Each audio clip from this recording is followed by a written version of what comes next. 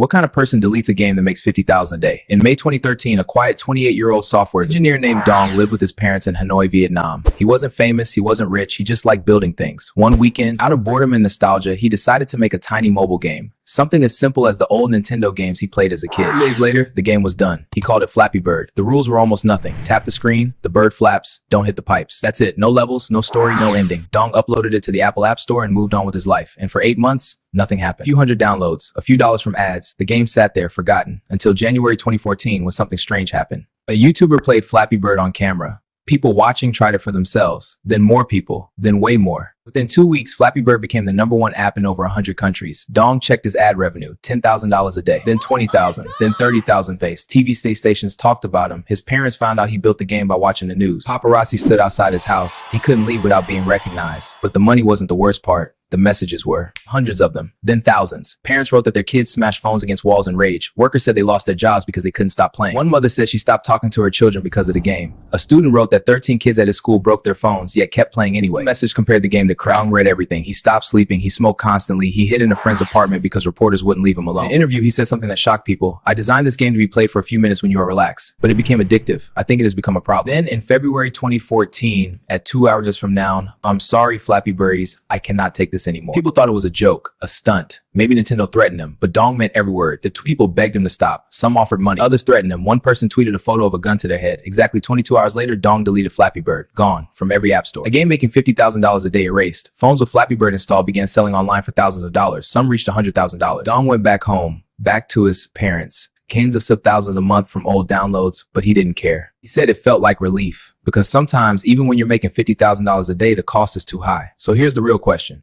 If you were him, would you keep the game alive or would you kill it?